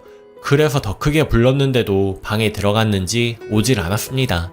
결국 큰오빠한테 전화했고 병원에 가봤더니 맹장이라더군요. 터져서 병원에 간 거였어요. 그렇게 불러도 대답 없더니 오빠가 오는 건 어떻게 알았는지 서둘러서 친구 보내고 오빠 오기 직전에 약이랑 서둘러 챙겨서 제 방에 가져다 놓더군요. 그리고 오빠 앞에서 울면서 우리 아가씨 어떡하냐고 그러더군요. 그리고 병원에 가서 응급수술 들어가려고 하니까 막 천사같이 제 손을 꽉 잡고 아가씨 별로 무서운 거 아니니까 걱정 마세요 만 반복하고 그러더라고요. 기가 막혔지만 상황을 수습할 힘이 없었습니다. 어쨌든 그날의 수술을 마치고 외국에서 오랜만에 오붓하게 지내실 부모님들한테는 일부러 연락을 안 했습니다. 작은 오빠도 문자 받고 뛰어왔고 큰 오빠는 되게 미안해했어요. 근데 저는 다 미운 거예요. 병원에서도 맹장이 터질 정도면 되게 아팠을 것 같은 게 가족들은 뭐 했냐고 나무랐고 처음으로 오빠가 새언니한테 좀 크게 말을 했습니다. 주연이 좀 잘 보살피지 왜 애를 이 지경까지 만들었냐고. 새언니는 펑펑 울면서 다 자기 잘못이라고 자기가 저 아프게 했다면서 오히려 나무라지도 못하게 꺼이꺼이 울더군요. 오빠는 미안했는지 새언니 데리고 잠깐 밖에 나가고 작은 오빠랑 있었는데 제가 아픈 와중에도 새언니 하는 짓이 너무 기가 막혀서 그 일을 작은 오빠에게 말했습니다. 그랬더니 작은 오빠가 화가 나서 큰 오빠한테 큰 오빠랑 새언니 들어오자마자 화를 내더군요. 주연이 아픈데 어떻게 친구들 데려와서 놀 수가 있냐고, 아픈 애 안 돌보고 뭐 했냐고 그랬더니 큰 오빠가 표정을 굳히면서 수경이도 몰랐대. 주연이가 자기 걱정해서 아프단 소리도 안 하고 친구들이랑 놀라고 자리 비켜줬다는데 너 왜 그러냐. 주연이 너도 수경이한테는 그렇게 말해놓고서 왜 작은 오빠한테는 딴소리 하냐 라면서 저를 오히려 나무라더군요. 오빠 눈에 콩깍지가 제대로 씌인 거죠. 제가 서러워서 울었습니다. 그럴 거면 나가라고. 내 말 듣지도 않을 거면서 왜 여기 있냐면서 소리를 질렀더니 새언니는 또 울면서 발만 동동 구르고 진짜 제가 딱 봐도 못된 시누이잖아요. 어쨌든 그 일이 있고 난 후에 작은 오빠가 거의 병시중을 해줬고 새언니는 갑자기 친정에 일이 생겼다면서 며칠간 친정에 있으면서 제 병원은 오지도 않았죠. 차라리 그게 속 편했습니다. 그러고 나서 퇴원을 했고 집에 오자마자 저는 거의 큰오빠와 새언니를 외면하다시피 했습니다. 근데도 사람들 없으면 툭하면 시비 거는 게 새언니의 일이었죠. 어느 날에 제가 모의고사가 있어서 공부를 하고 있었는데 거실에서 혼자 TV 크게 틀어놓고 웃는 거예요. 분명히 자기 방에도 TV가 있는데 굳이 거실에서 봐야 할까 해서 말했습니다. 방에 들어가서 보라고, 공부가 안 된다고. 그랬더니 하는 말이 지금 공부해서 어디 서울대라도 가려고? 이러면서 비꼬는 거예요. 한참 저 고3 스트레스 때문에 예민한 시기에 저렇게 말하니 진짜 천불이 날 것 같았습니다. 그리고 또 무슨 일이 있었냐면 제가 시험 기간에 공부하려고 학교에 있는 책을 깡그리 집으로 가져왔습니다. 집에 새언니밖에 없어서 친구랑 같이 밥 먹으려고 잠깐 나갔다 왔는데 그 사이에 부모님도 와 있고 큰오빠, 작은 오빠까지 다 와 있는 거예요. 그래서 미리 저 공부한다고 말해놓고 조용히 해달라고 하니까 다들 별말 없이 TV 끄시고 조용히 방 안으로 들어가시더군요. 그래서 마음먹고 공부하려고 방에 들어와서 책을 폈는데 책이 다 찢어져 있는 거예요. 내 실수인가 하고 다른 책들도 펴봤는데 다 찢어져서 알아볼 수도 없고 몇몇 권은 없어졌고 분명 학교에서 확인했을 땐 멀쩡했는데 집에 와서 이런 거면 누구겠습니까? 새언니죠. 진짜 화가 머리끝까지 났습니다. 그래서 오빠 방문을 벌컥 열었어요. 자기들끼리 애정행각을 벌이고 있었는데 미안한 마음이 들겠어요? 다짜고짜 화를 냈죠. 제 책 집어던지면서 이게 지금 뭐하는 짓이냐고, 왜 책을 다 이렇게 만들어놨냐고 막 분해서 눈물까지 나오는데 말도 잘 안 나오고 어쨌든 집 떠나가라 소리를 질렀습니다. 그랬더니 오빠가 인상을 확 굳히면서 저한테 다가오더군요. 제 뺨을 때렸습니다. 오빠가 처음으로 저한테 손을 댄 거라 저도 놀랐죠. 엄청 서러웠고 지금도 말로 표현할 수가 없네요. 작은 오빠랑 부모님도 큰 소리가 나니까 오빠 방으로 오셨고요. 큰 오빠가 크게 소리치면서 버릇없이 오냐오냐 키워서 제가 이 모양이라면서 아무리 동생이라도 서로 간에 예의는 있어야 하지 않겠냐며 신혼방에 노크도 없이 들어와서 다짜고짜 화를 내는 저를 이해할 수 없다고 하더라고요. 제가 그래서 울면서 말했습니다. 저 고등학교 3학년인데 이제 마음 잡고 공부하려고 하는데 새언니가 책을 다 찢어 놓았다고 내가 화가 안 나겠냐고 그랬더니 큰오빠가 나서서 제 책임이지 왜 그게 새언니 탓이냐고 그러더군요. 제가 분명 학교에서 멀쩡한 책을 확인하고 들고 왔는데 그럼 이 집에서 찢을 사람이 누가 있겠냐고 그랬더니 새언니가 제 책을 보더니 어머 아가씨 학교에서 따돌림 당하세요? 누가 책을 이렇게 이러면서 착한 새언니 연기를 펼치더라고요. 지켜보던 엄마도 저 나무라면서 새언니랑 사이 안 좋은 건 알겠지만 이건 너무하다고 오빠 뺏겨서 서운한 마음은 알겠는데 아기같이 행동 말라면서 저한테 화를 냈습니다. 결국은 제 잘못이었던 거죠. 가족들한테는요. 너무 화가 나서 그날 화를 내고 뛰쳐나왔습니다. 작은 오빠가 뒤늦게 저 따라와 줬는데 큰 오빠는 여전히 씩씩대고 저한테 화가 나 있는 상태였습니다. 작은 오빠한테 사실대로 말했죠. 믿는 눈치긴 한데 역시나 절 어리게만 보는 거예요. 제가 확인을 잘못한 거일 수도 있다고 너무 형수님한테 몰아치지 말라고 하면서 새언니 편드는 모습을 보였습니다. 어쨌든 그날 집에 들어갔는데 분위기가 싸하더군요. 마치 제가 이 집에 얹혀 사는 사람처럼 저한테는 다들 단단히 화가 나서 절 쳐다보지도 않고 제 얘기는 들으려고도 안 하고 어쨌든 그런 일이 있고 나서 큰 오빠는 저랑 얘기도 안 했죠.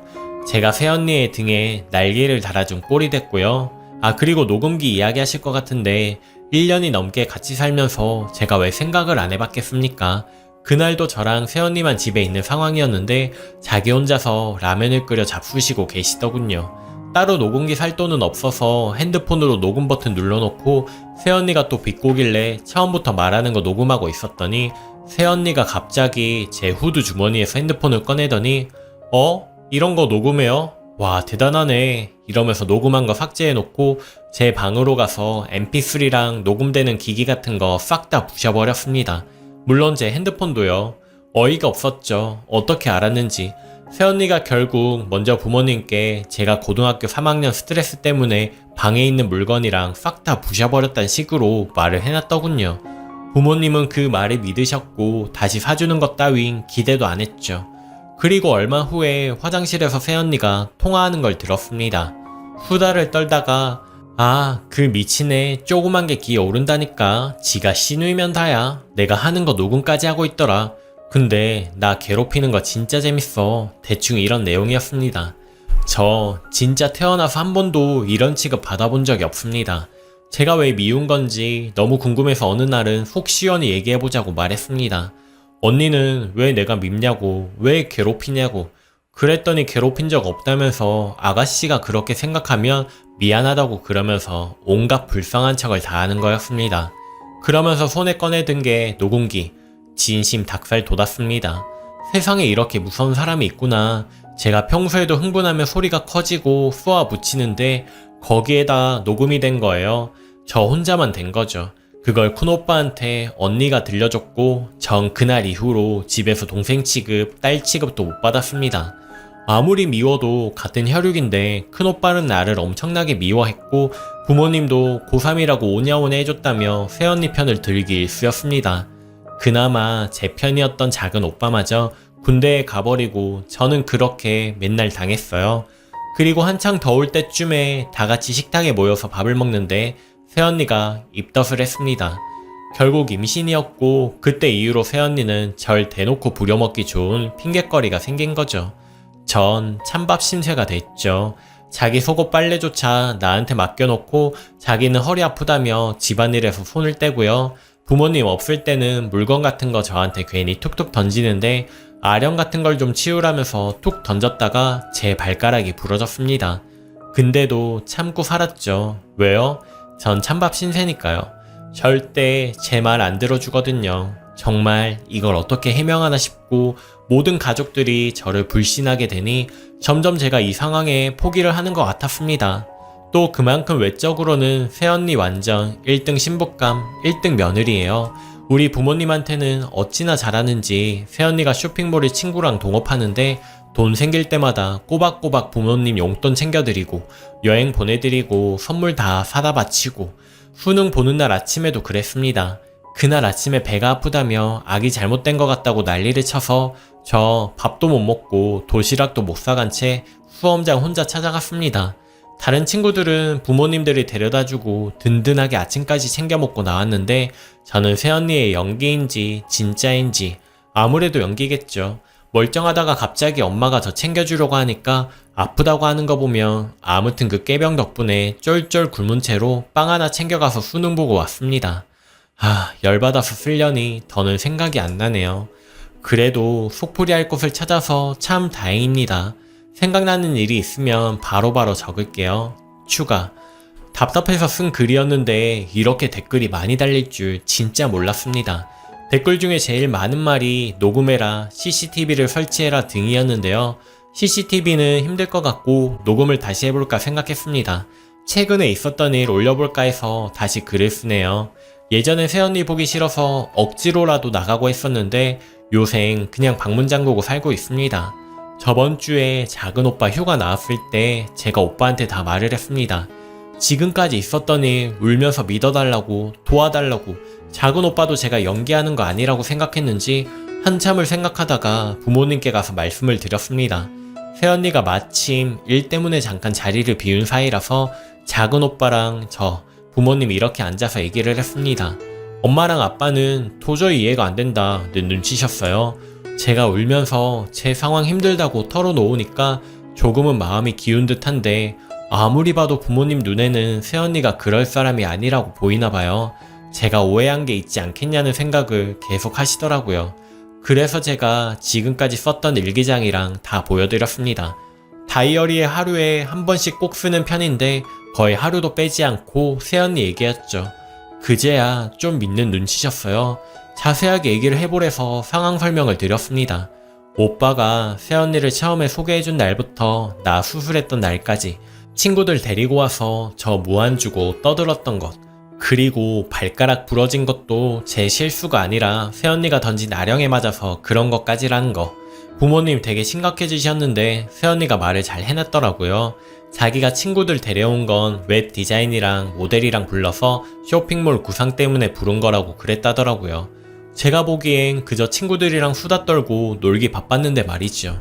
아령도 자기가 무거운 걸 들면 안 돼서 저한테 건네주려다가 제가 신경질을 내서 놀래서 떨어뜨렸다고, 임산부라 작은 소리에도 예민해져서 그런 거라면서 죄송하다고 그랬다더라고요. 여우라는 건 진작 알았지만 이렇게 치밀할 줄은 몰랐습니다. 작은 오빠는 듣다가 열을 받았는지 큰 오빠한테 전화를 했고 큰 오빠는 퇴근 시간에 새언니 만나서 밥 먹다 말고 집에 왔습니다. 그때까지도 큰 오빠랑 저랑 되게 어색했거든요. 말도 잘 안 하고 눈도 잘 안 쳐다보고 그냥 밥 먹었어? 응. 대화가 이 정도가 전부였는데 큰 오빠가 대충 작은 오빠 말을 듣고 화가 나서 온 거였는데 대뜸 저한테 또 소리치는 거예요. 왜 이렇게 새언니를 못 살게 구냐고, 왜 어울리지를 못하냐면서 네 탓일 거라는 생각은 안 해봤냐고 그러더라고요. 그래서 제가 오빠 아내이고 내 조카까지 가진 사람이라서 지금껏 화나도 참고 살았는데 왜 이런 얘기를 들어야 하냐면서 또 눈물 나오려는 거 참고 말했죠. 새언니는 거실에서 눈치 보고 있다가 큰 오빠가 자기 편 드니까 슬그머니 기어와서 제 손을 잡고 말하더라고요. 아가씨, 지금까지 제가 했던 행동들 다 사과드릴게요. 전 아가씨랑 친해져 보려고 장난친 건데 그렇게 받아들이실 줄 전혀 몰랐어요. 아가씨가 무뚝뚝하셔서 장난친 거였는데 막 이러면서 또 눈물을 그렁그렁 맺혀서는 제 눈을 보고 얘기하더라고요. 그거 보고 질려버렸습니다. 어차피 이것도 상황 모면하려는 방법일 게 뻔해서 제가 가식적으로 울고 그러지 마요. 저 언니 때문에 되게 괴롭거든요. 어차피 가족들 없으면 또 저한테 그럴 거잖아요. 안 그래요? 아기한테 부끄럽지도 않아요? 라고 했더니 이젠 펑펑 울면서 자기는 진심 아니었다면서 제 다리를 잡고 비는 겁니다. 작은 오빠도 어이가 없었는지 형수라도 저한테 함부로 대하지 말라고 임신한 사람이라 크게는 못 말하고 화 참으면서 말했죠. 어쨌든 저한테 기울었던 엄마 아빠 마음은 다시 새언니한테로 가게 됐죠. 새언니 임신했는데 그만하고 다음에 얘기하자고 저보고 새언니가 미안하다는데 받아주라고 하네요. 어쩌겠습니까? 증거도 없고 결국 또 저만 나쁜 사람이 되고 큰오빠한테는 나쁜 동생 되고 큰오빠 제 얼굴도 안 보고 말하더라고요. 수경이가 너 얼마나 이뻐하는 줄 알아? 오늘도 나가서 네 선물 사왔다. 장난 좀 친 걸 가지고 임신한 언니가 무릎까지 꿇고 빌어야 하냐. 성질을 냈고요. 어떻게든 오해를 풀어볼까 했던 건 저만의 생각이었나 봐요. 방에서 꺽꺽 울고 있으니까 작은 오빠가 저 데리고 나가서 술을 사주면서 그래도 내 편이라고 오빠 제대하면 보호막 대준다면서 위로는 해주는데 썩 위로도 되지 않고 괜히 얄미워 보이기도 하고 옛날에 큰오빠가 저 대할 때하고는 상황이 달라져서 서럽기도 하고 이게 가족인가? 큰오빠가 참 다른 사람 같네요. 남보다 못한 것 같네요. 작은 오빠는 아직 군대에 있어서 자주 오질 못해서 그 다음날 바로 가버렸고요. 어쨌든 또 그날 이후로 엄마 아빠는 새언니가 안쓰러웠는지 괜히 미안해하면서 미역국도 챙겨주고 오히려 저보다 새언니 좀 도우라면서 닥달이네요. 엄마 아빠 없을 때 설거지랑 빨래랑 다 내가 했는데 믿어주지도 않으니 원 작은 오빠도 녹음하라고 증거를 잡으란 소리를 했었거든요. 그리고 오늘 톡 올리고 댓글도 보고 나서 내가 참 많이 답답했다라는 걸 느끼고 엄마한테 다시 한번 말했습니다. 엄마가 제 손을 잡으면서 제 말은 믿는데 그래도 새언니는 임신 중이니 큰 소리를 내면 안 된다고 네가 좀 참아야 하지 않겠니? 이러시는 거예요. 울컥해서 엄마 앞에서 베개 묶고 펑펑 울었습니다. 나 나가서 살고 싶다고. 엄마는 나중에 새언니가 한 짓 알고 나면 나 어떻게 볼 거냐고 나한테 얼마나 미안할 거냐며 울었더니 엄마가 새언니한테 말해본다네요. CR도 안 먹힐 거 분명히 알고 있습니다. 요새는 자기도 조심하는지 둘만 있어도 시비는 잘 안 거네요. 어깨를 밀친다든지 수건 던지면서 아가씨 청소 좀 해줄래요? 라는 식으로 조심하는 것 같아요. 눈치 빠른 새언니라 증거 잡기도 참 어렵습니다. 아참 그리고 언니 임신 초기 때 여름에 친구랑 시내에 갔는데 새언니도 친구들이랑 시내에 있더군요. 전 봤는데 새언니는 못 본 것 같았습니다. 쇼핑몰 사진 같은 거 찍으려고 나온 것 같은데 손에 담배를 물고 있더군요. 임신 중에. 애 엄마가 할 행동은 아니잖아요.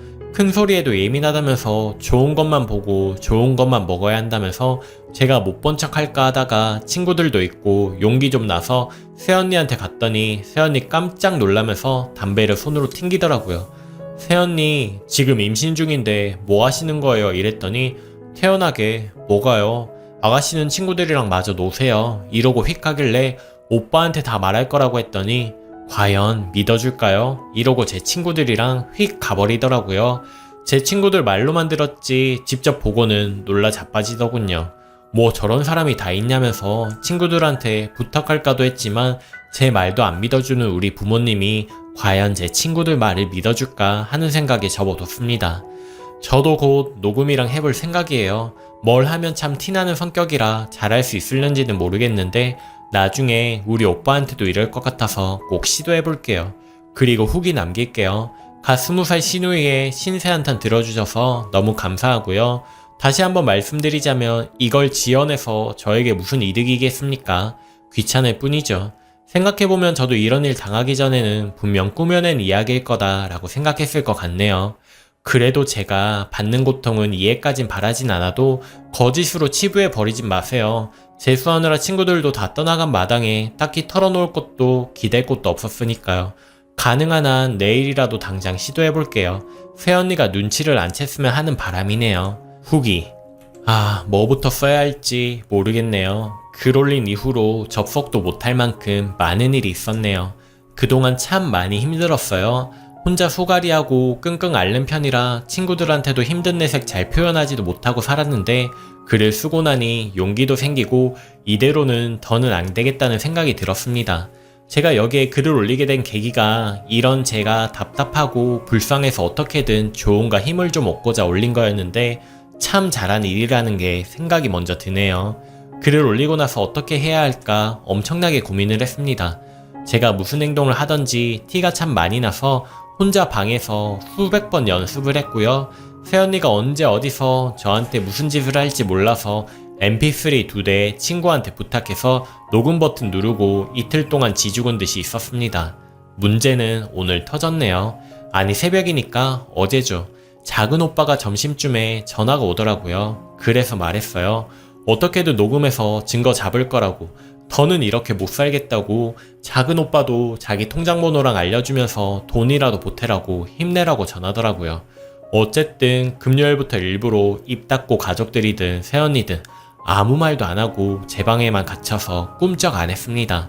밥도 안 먹고 죽은 듯이 있었더니 부모님이 좀 걱정하시더라고요. 그런데도 아무 말 안 했습니다. 엄마가 왜 그러냐면서 어디 아픈 데 없냐고 물어봤는데도 참 미웠다고 해야 되나 딸 말도 안 들어주는 엄마가 무슨 자격으로 내 걱정하냐고 말하고 싶었지만 그냥 무시했죠. 아침부터 저녁까지 엄마랑 다 집에 계셔서 새언니랑 따로 마주칠 일이 없었죠. 근데 저녁에 아빠 퇴근하시고 두 분이 외출하시자마자 새언니가 제 방문을 벌컥 열고 들어와서는 다짜고짜 소리를 지르더라고요. 그때 제가 후드티 안쪽에 mp3 넣어놓고 제 방 책상 위쪽에도 하나 놓아둔 상태였거든요. 그래서 잘됐다 하고 떨렸는데 마음 굳게 먹었습니다. 이제 시작이란 생각이 들었거든요. 새언니 하는 말이 아가씨 봐주는 것도 한계가 있어. 가족들이 아무도 아가씨 말 안 들어주니까 다른 사람한테도 말하고 싶었어? 그딴 데에 글 올려놓으니까 좋디? 이러는 거예요. 새언니가 판에 제가 글을 올린 걸 안 거죠. 얘기를 들어보니까 직접 본 것 같진 않고 친구한테 들은 듯 했습니다.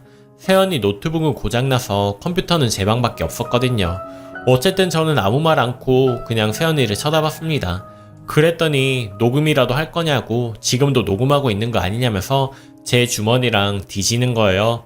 후드 안쪽에 mp3 놓였는데 떨어질까봐 조마조마했지만 거기까지는 생각 못했나봐요. 그래서 제가 말했습니다. 아무도 내 말 안 들어주니까 그렇게라도 하고 싶었어요. 언니는 나 재미로 괴롭히잖아요. 내 핸드폰이랑 mp3 다 부셔놨으면 됐지. 나 그럴 배짱도 그럴 용기도 없는 거 언니가 더 잘 알잖아요. 이랬더니 그렇지. 그니까 내가 아가씨 괴롭히는 거지. 근데 나 진짜 좀 못된 양 됐더라. 아가씨 좀 속 좀 시원하게 써? 아가씨 편들도 많고 이러더라고요. 그래서 제가 최대한 화 참으면서 말했습니다.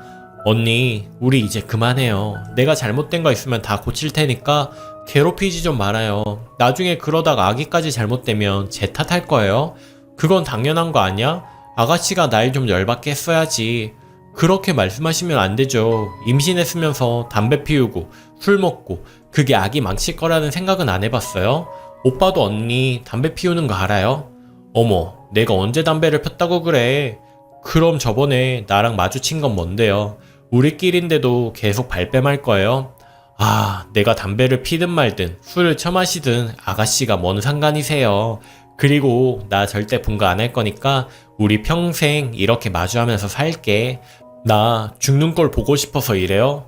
응, 어디 한번 죽어봐. 죽는 걸 보고 싶네. 진짜 죽을까요? 응, 죽어버려. 소름이 돋더라고요. 눈 하나 꼼짝 안 하고 죽으라니. 진짜 순간 울컥해서 눈물이 나는 거예요. 울지마 아가씨. 그럼 나 재미없잖아. 괴롭히는 맛이 어느새 사라졌어. 왜 이제 안 개겨? 금방 언니 제 밝혀질 거니까 지금 녹음되고 있으니까 그걸로 위안 삼고 저도 연기 좀 했어요. 언니, 오빠랑 헤어져주면 안 돼요? 언니가 죽으라면 죽을게요. 나 이렇게 괴롭히다가 나중에 우리 엄마 아빠 늙으면 괴롭힐 거예요? 이러면서 엉엉 울었죠. 새언니 손잡고 어디서 만지고 지랄이야. 아가씨 우는 거 꼴 보기 싫으니까 죽을 거면 나가서 죽어. 이러면서 방을 확 나가더라고요. 저 휙 밀치면서요. 언니 나가고 나니까 다리가 후들후들했던 게 확 풀리면서 그대로 주저앉았습니다. 한참 넉넉다가 문 잠그고 mp3 컴퓨터에 저장해놓고 메일로 보냈죠. 새언니는 거실에서 TV를 보는 것 같았고 1시간 정도 후쯤에 부모님이랑 오빠랑 차례로 들어왔습니다. 부모님 오신 거 알고 저 일부러 눈 세게 비비고 부은 것처럼 해서 나가서 그쪽에 눈길도 안 주고 물 마시면서 훌쩍 거렸습니다. 그랬더니 엄마가 슬쩍 다가와서 방으로 데려가는 거예요. 왜 그러냐, 무슨 일 있냐면서 걱정하길래 아무 말 안 하고 고개만 흔들었더니 아빠까지 제 방에 오는 거예요. 그래서 더 애처롭게 행동했습니다. 물론 새언니랑 맞닥뜨리고 힘이 쫙 빠져있는 상태긴 했지만요. 엄마랑 아빠가 제 방에서 오랫동안 계시니까 걱정이 됐는지 새언니가 과일을 깎은 접시를 들고 제 방으로 오더니 제 침대에 앉아서 저한테 과일을 주는 거예요. 그 가식적인 표정을 보니까 토를 하겠더라고요. 그래도 최대한 괜찮은 척 웃었습니다. 생각만 해도 토할 것 같고 침 뱉고 싶은 얼굴이지만 웃으면서 걱정해줘서 감사해요. 잘 먹을게요, 언니. 이랬더니 불안했나 봐요. 아가씨, 재수해도 아가씨는 꼭 성공해서 좋은 대학을 갈 거예요. 걱정하지 말고 푹 주무세요. 아버님, 어머님도 아가씨 시식에 나오세요. 이러고 우리 부모님 데리고 나가더라고요. 저녁밥도 일부러 안 먹고 문 잠그고 혼자 있었습니다. 계속 가족들은 걱정하는 것 같고 큰오빠도 걱정이 됐나 봐요. 제 방문을 두드리길래 그냥 못 들은 척 했죠. 그리고 곰곰이 생각해보니까 저를 괴롭혔던 새언니보다도 가족들한테 참 많이 회의감이 들더군요. 속상하고 밉고 그냥 밉다는 표현이 맞는 것 같아요. 어쨌든 그날 하루가 지나가고 어제 아빠도 오빠도 노는 토요일이라 집에만 계셨습니다. 오늘 터트릴까 좀 더 기다려볼까 하다가 늦으면 늦을수록 안 좋겠다고 생각해서 새언니 낮잠 잘 동안에 가족들을 불렀습니다. 제 방으로 불러서 컴퓨터를 켜고 녹음 파일을 열어둔 상태로 말했죠. 이거 듣고 나면 앞으로 나 이 집 식구 아닐 거라고. 엄마도 아빠도 그리고 큰오빠도 단 한 번도 날 믿어주지 않아서 내가 이런 짓까지 하게 됐다고 죽고 싶을 만큼 힘들었는데도 내 말 한 번도 들어주지 않았다면서 한 번 크게 울었습니다. 그랬더니 큰오빠가 뭐길래 그러냐고 물어보더라고요. 그래서 제가 오빠가 사랑하는 사람이자 이제 오빠 자식까지 가진 사람이라 나 항상 당하고만 살았는데 나도 살아야 하지 않겠냐면서 이거 듣고 나한테 미안해도 사과하지 말라고 오빠가 더 미울 거라고 말했습니다. 그랬더니 다들 심각해지더니 한번 들어보자고 말하더군요. 그래서 재생 누르고 저 입을 뒤집어 쓰고 침대에 누웠습니다. 어제 새언니랑 대화했던 내용을 다 듣자마자 제가 꺼이꺼이 울었어요. 지금까지 참았던 눈물까지 다 나오더라고요. 엄마가 대성통곡하면서 제가 덮고 있는 이불을 젖히려고 하는데 제가 말했습니다. 앞으로 얼굴 보고 싶지 않다고. 나 이렇게 만드니까 기분 좋냐고. 나 너무 힘들어서 죽겠다는 생각도 많이 했다고. 새언니가 나 죽으래서 어제 정말 들었다면서 더 크게 말했더니 엄마가 저 안으면서 미안하다고 그 말만 되풀이하고 아빠는 소리 없이 밖에 나가시고 오빠는 충격이었는지 한참을 그렇게 앉아있다가 제가 덮고 있는 이불을 치우고 저를 안았습니다. 근데 너무 화가 나서 오빠를 밀치고 소리를 질렀어요. 동생 말 한 번도 믿어주지 않았으면서 이제 와서 미안해하지 말라고. 이래도 언니랑 계속 살 거면 나가서 다시는 얼굴 보지 말자고. 아님 내가 나가겠다고 했더니 계속 저를 안더라고요. 그래서 계속 밀쳐냈습니다. 오빠가 저 안쓰러운 표정으로 계속 쳐다보다가 자기 방으로 갔네요. 그리고 자는 언니 깨워서 거실로 끌고 나왔습니다. 새언니가 놀라서 왜 그러냐면서 크게 말하니까 오빠가 욕하면서 새언니를 제 앞에 무릎 꿇지 앉혔습니다. 내 동생한테 지금까지 무슨 짓을 한 거냐면서 너 이렇게까지 나쁜 애였냐면서 소리를 질러댔더니 새언니가 자기 임신을 했다고 아기 잘못되면 어쩔 거냐면서 울더라고요. 오빠가 내 자식이어도 평생 얼굴 보고 싶지 않을 거라면서 주연이한테 사과 안 하면 혼내버리겠다고 소리를 지르더라고요. 그제야 상황 파악한 언니가 막 오빠 다리를 잡고 빌더라고요. 잘못했다고 미안하다고 동생한테 오빠 뺏기기 싫어서 장난친 거라고 그랬더니 오빠가 앞으로 주연이한테 미안해서 나 어떻게 살라는 거냐고 막 화를 내면서 새언니 뺨을 때렸습니다. 저 때린 손 잘라버리고 싶다면서 막 울더라고요. 우리 엄마도 새언니 막 때리면서 지금까지 뭐 한 거냐면서 못된 어미 만들어서 줬냐고 새언니 몰아붙이셨습니다. 저는 계속 울기만 했죠. 새언니가 계속 울면서 엄마랑 오빠한테 빌었습니다. 그랬더니 오빠가 머리채 끌고 제 앞에 데려다 놓고 빌라고 화를 냈습니다. 그때 아빠가 들어오시고 아빠 머리끝까지 화가 나셔서 새언니한테 임신이고 뭐고 당장 이혼하라고 아기 낳으면 우리가 키울 테니 우리 집에서 나가버리라고 그렇게 화내면서 새언니 집 밖으로 끌고 나가서 쫓아냈습니다. 새언니가 한참 문 두드리다가 결국 자기 친정을 갔는지 곧 조용해지더군요. 방 안에는 우는 소리밖에 안 들렸어요. 제가 이런 게 가족이었냐면서 믿음도 없이 우리 지금까지 어떻게 산 거냐고, 나 앞으로 부모님 얼굴, 오빠 얼굴 안 볼 거라고, 밖에 나가서 새언니 말처럼 죽어버릴 거라고 악에 받쳐서 소리를 질렀더니 가족들이 다 저 안아주면서 미안하다고 빌더라고요. 근데 그 상황에 참 토할 것 같이 싫었어요. 온몸에 닭살이 돋고 이제 끝났다는 생각과 함께 가족에 대한 서름과 미움이 한꺼번에 오면서 그 자리에서 토 한 번 하고 그대로 지갑이랑 통장을 들고 집을 뛰쳐나왔습니다. 그리고 친구 집에 와서 이렇게 글을 쓰고 있네요. 계속 전화 오는데 안 받고 있어요. 방금도 큰오빠한테 문자가 왔는데 계속 저한테 미안하다는 말만 하네요. 이 말을 듣고 싶었던 건가 참 허무하기도 하고 이렇게 쉬운 일이었는데 지금까지 난 뭐하고 살았던 건가 생각도 들면서 속이 많이 상해요. 어쨌든 저 진심으로 도와주시려던 분들 덕분에 저 힘내서 이렇게 상황 정리를 한 것 같네요. 아직은 이혼 문제든 집안 문제든 많이 남았지만 그래도 저 이제 더는 새언니 때문에 괴롭지 않을 수 있어서 참 다행이에요. 지금도 어제 일 생각하니 손이 떨려서 더는 글은 못 쓰겠네요. 읽어주셔서 감사하고요. 또 다른 일이 생긴다면 글을 쓸게요. 진심으로 도움 주시려던 분들 댓글에 답글은 못 드렸지만 다 기억하고 있습니다. 감사합니다. 그리고 혹시나 저처럼 당하고 사시는 분들 그러지 마세요. 최종.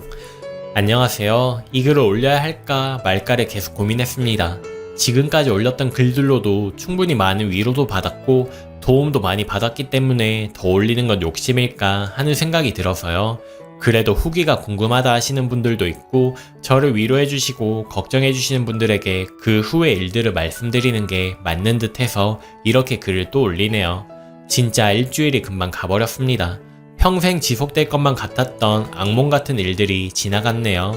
그 후로 가족들에 대한 원망도 미움도 점점 더 커지더라고요. 친구 집에 있으면서 많이 울었습니다. 서운하고 가슴이 먹먹하게 울지 않으면 막 가슴이 터져버릴 만큼 답답했거든요. 친구도 귀찮을 법한데 술 같이 마셔주면서 제 얘기를 들어줬습니다. 조금은 홀가분한 기분이 들더군요. 한 3일 정도는 그렇게 꼭 세상 다 산 사람처럼 술만 먹으며 울면서 보냈습니다. 그리고 정신을 차려보니까 이러고 있으면 안 되겠더라고요. 가족들이 미웠지만 그래도 내 가족인데 어쩌겠습니까? 계속 꺼두었던 핸드폰을 다시 켜자마자 몇 분 안 돼서 전화가 오더라고요. 집 전화했는데 받을까 말까 고민하다가 전화를 받았습니다. 전화기 들고 아무 말도 안 했습니다. 누가 되었든 간에 저한테 참 미운 가족이었으니까요. 한숨을 푹 쉬면서 얼마나 울었는지 목소리가 갈라진 아빠께서 한마디 하시더라고요. 집에 들어오라고, 사랑한다고. 그 말 듣자마자 눈물이 핑 돌면서 전화기 붙잡고 통곡을 했습니다. 한 몇십 분간 울었던 것 같아요. 아빠도 전화기 붙잡고 저 우는 거 계속 들어주셨습니다. 계속 미안하다는 말만 하시면서 잘못했다고, 용서하지 않아도 되니까 집에만 들어와 달라면서 저한테 비셨어요. 항상 엄하기만 했던 아빠가 울먹이면서 저한테 사과를 하시는데 마음이 싹 녹더라고요. 그래서 알겠다고 며칠만 더 머리 식히고 들어갈 테니까 걱정 말라고 말씀을 드리고 전화를 끊었습니다. 그리고 문자 확인해보니 거의 큰오빠였어요. 어디냐고, 걱정된다고, 뭐 그런 문자들. 날 안 믿어준 부모님들보다도 전 큰오빠가 왜 이렇게 미웠는지 그냥 문자 보고 답장할까 하다가 닫고 말았습니다. 그리고 수요일에 친구랑 기분 전환할 겸 시내 나가서 놀고 있는데 전화가 왔습니다. 지워버렸지만 알 수 있는 번호였죠. 새언니였습니다. 한 번쯤 전화 올 거라는 생각을 하고 있었기 때문에 그렇게 떨리진 않았어요. 조용한 데로 가서 친구 손 꼭 붙잡고 전화를 받았습니다. 예전처럼 피하기만 하면 절 더 우습게 볼 것만 같았거든요. 전화 받고 둘 다 서로 한마디도 안 했습니다. 한참 후에 한숨을 쉬면서 새언니가 먼저 말을 꺼내더라고요. 편의상 대화체로 적을게요. 얘기 좀 하죠. 또 어떤 말 하고 행동으로 저 살 떨리게 하시려고요? 어쨌든 우리 일이니까 만나서 얘기하자고. 언니 집에서 쫓겨나고 되게 힘들었을 것 같은데 목소리가 꼭 그렇지만은 않네요. 어디에요? 나 지금 바빠요. 얘기하고 싶으면 알아서 찾아오세요. 장난하자는 거 아니니까 빨리 말해요. 이러길래 친구 눈치를 보니까 친구가 만나자고 하더라고요. 그래서 알겠다고 했습니다. 근처에 모텔 잡고 있을 테니까 오라더군요. 혹시나 저한테 해코지 할까봐 녹음기 친구한테 둘 다 맡기고 친구랑 같이 그쪽으로 갔습니다. 손발이 또 떨리는데 친구가 약하게 보이면 더 기고만장해서 날뛸 사람이니까 절대 떨지 말라면서 자기가 옆에 있어준다고 절 안심시켜줬습니다. 아무튼 새언니가 알려준 모텔로 찾아갔습니다. 문자로 호수를 알려주더군요. 나름대로 떨지 않으려 노력하고 친구랑 같이 들어갔습니다. 새언니가 침대에 앉아있더군요. 왔어요? 친구가 나서서 먼저 말했어요. 주연이한테 해코지 할 생각 추워도 마세요. 저 옆에 있을 거니까 조금이라도 이상하면 나 바로 경찰 불러요. 라면서 으름장을 놓았더니 한숨을 푹 쉬면서 저한테 앉으라더군요. 의자에 걸터 앉아서 새언니를 쭉 노려봤습니다. 계속 한숨을 쉬면서 입을 떼더군요. 내가 어떻게 하면 되죠? 뭐가요? 아가씨가 더 잘 알잖아. 쫓겨나긴 싫은 거예요? 나한테서 어떤 대답을 바래요? 용서? 이런 걸 원한 거예요? 그럴 리 없다는 거 언니가 더 잘 알 텐데. 새언니가 한참 말없이 저를 보다가 한숨 푹 쉬면서 살짝 눈물을 훔치더라고요. 자기 얘기를 쭉 하더라고요. 어릴 때부터 외동의 홀어머니하고만 살아서 아빠나 오빠의 느낌 같은 게 없었다고. 오빠 만나게 되면서 사랑받는 게 이런 거라는 거 느꼈었는데 자꾸 제 얘기만 했다고. 만나면 처음부터 했던 말이 우리 주연이는 이랬다더군요. 그래서 제가 얄미웠대요. 오빠한테 누가 더 소중하냐 물어보면 당연히 가족인 동생이 첫 번째일 수밖에 없다는 서운한 소리를 했었다고. 그래서 처음 만났을 때부터 제가 미웠다고 말했습니다. 제 친구는 옆에서 손 꼭 잡아주면서 약해지지 말라는 눈빛을 막 보내더라고요. 언니의 사정 따윈 필요 없어요. 중요한 건 언니의 그 질투 아닌 질투 때문에 내 아까운 1년이 너무 괴롭고 죽고 싶을 만큼 힘들었다는 거예요. 언니 말대로 저 아직 어려요.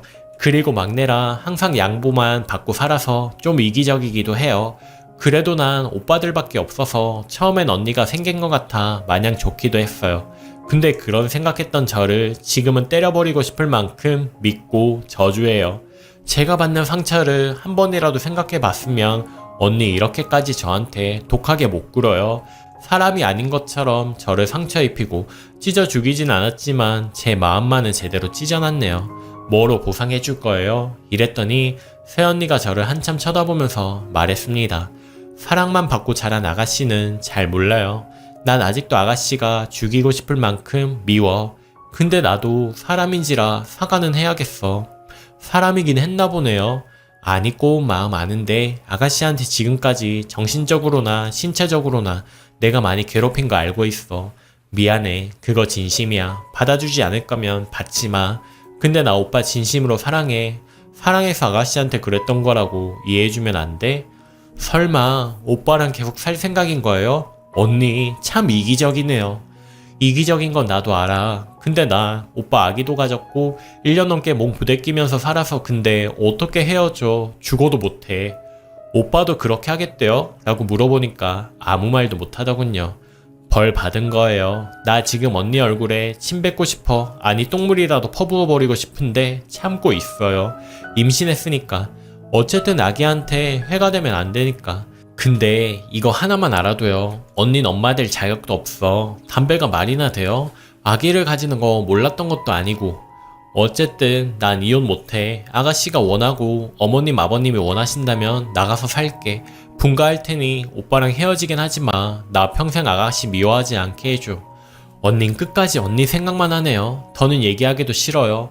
나중에 법원에서 봐요. 지금까지 언니한테 받던 모든 피해들 다 보상받을 거니까 오빠랑 이혼 안 하면 나도 언니처럼 평생 두고두고 괴롭힐 거예요. 언니 덕분에 독한 짓 뭐든 다 할 수 있을 것 같거든요. 그러고 친구 손을 잡고 나왔습니다. 욕하고 싶고 머리끄댕이 잡고 싸우고 싶었습니다. 그럴 용기도 배짱도 어느새 생겼거든요. 근데 같은 사람이 되긴 싫어서 무서워서 피한 게 아니라 더러워서 피한 거라는 생각으로 바닥에 침 한번 뱉고 나왔습니다.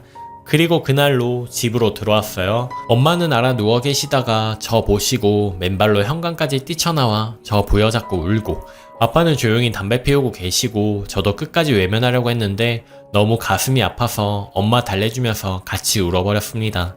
아빠가 제 어깨를 툭툭 두드리면서 말없이 안아주셨고요. 부모님한테는 피곤하다고 얘기하고 방으로 들어와서 불 끄고 침대에 누워있었는데 방문이 열리더군요. 큰오빠였습니다. 그냥 자는 척 했어요. 마주치기 싫어서. 오빠가 제 손을 잡고 막 울더라고요. 제가 손을 탁 치면서 나가라고 지금은 얘기하고 싶지 않다면서 오빠를 밀쳤더니 저 되게 꽉 안아줬습니다. 때려서 미안하다고, 못 믿어줘서 미안하다고, 미안해서 얼굴도 못 보겠다면서 계속 울더라고요. 큰오빠 우는 모습을 어릴 때 이후로 한 번도 못 봤는데 펑펑 울었습니다. 저도 가슴이 뭉클해져서 막 흐느껴 울었네요. 오빠한테 아까 친구가 녹음했던 mp3 손에 쥐어주고 말했어요. 오빠가 세연이랑 살든 말든 난 더는 신경 쓰지 않을 거라고. 다만 평생 내 얼굴 보고 싶지 않으면 계속 살라면서 협박 아닌 협박을 했습니다. 오빠가 한숨을 크게 쉬면서 이혼하겠다고 하더군요. 아이를 그런 여자한테 못 맡긴다고, 아기 낳을 때까지만 조금만 참아달라고 제 정신적인 피해 보상까지 싹 다 받아낼 거라면서 조금 소리를 높였습니다. 어쨌든 그 일이 있고 오빠 회사 휴가 내고 저하고 시간을 보내려고 노력하더군요. 예전처럼 같이 영화도 보러 가고 밥도 같이 먹고 되게 오랜만에 행복했던 날들로 돌아간 것 같아서 기분이 참 좋았습니다. 그래도 여전히 서먹함도 있고 남아있는 서운함도 있고 아마도 평생 가지고 갈 제 숙제일 듯 하네요. 평생 용서 못할 줄 알았는데 저 정말 쉽게 용서해버렸습니다. 가족은 가족인가 봐요. 그래도 어느 면에서는 참 씁쓸하기도 하네요. 이런 걸 원한 거였나 하는 생각도 들고 어느 정도는 세연이에 대한 동정도 생기고 아유 차라리 만나지 말걸 그랬나 싶기도 합니다. 어쨌든 세연이 6월 7일이 예정일입니다. 그때까지는 저도 죄 없는 아기를 위해서 조용히 묵고 있기로 했습니다. 이혼은 하게 될 것 같고요. 정말 판에 글을 올리고 난 지 2주도 채 안 지났는데 2년이 지나도 해결 못할 것 같았던 문제들이 거의 해결이 되어 버렸네요. 이렇게 쉬운 걸 속으로 썩히고 살았던 저도 참 우습고 한심하네요. 제 얘기 듣고 함께 아파해주시고 걱정해주시고 위로해주셨던 모든 분께 정말 고개 숙여서 감사드립니다. 덕분에 저 이제 숨통 좀 트입니다. 감사합니다. 토커님들 정말 감사해요. 최종욱이 안녕하세요. 오랜만에 인사를 드립니다. 저를 기억하는 분이 계실지 모르겠네요. 사실 제 이야기가 많은 분들에게 전해지면서 글을 삭제할까도 싶었는데 베스트 글이 되고 많은 댓글이 달리면서 감사한 마음에 삭제는 하지 않았어요. 그리고 오랜만에 들어왔는데 오래전 그림에도 계속해서 읽어주시는 분과 궁금해하시는 분이 있기에 간단히 후기 남기고자 들어왔습니다. 그 뒤 저는 대학생 생활 열심히 하고 중간에 해외로 워킹도 다녀오면서 바쁘게 지냈고요. 지금은 취직도 하고 회사가 좀 멀어서 자취하면서 혼자 잘 살고 있어요. 그리고 큰오빠의 이혼 여부를 많이 궁금해 하실 텐데 오빠는 이혼했습니다. 그렇게 콩깍지가 쓰여서 저를 안 믿어주던 오빠가 진실을 알고 돌아서니 제가 봐도 정말 무서울 만큼 냉정한 사람이더군요. 언니가 울고불고 매달리는데도 불구하고 이혼을 강행했습니다. 그 전에 그 언니 친정에 가서 사실을 다 말하고 양육권도 가지고 오겠다 하였고요. 알고 보니 그 언니는 중고등학교 시절에도 문제가 좀 있었더라고요. 청순하고 여자여자하게 생겨서 노는 시절이 있었을 거라고는 생각도 못했는데 담배 피는 등등의 이야기는 친정엄마도 알고 계시는 눈치이시더래요. 그렇게 이혼하고 조카는 저희 엄마와 오빠가 키우고 있습니다.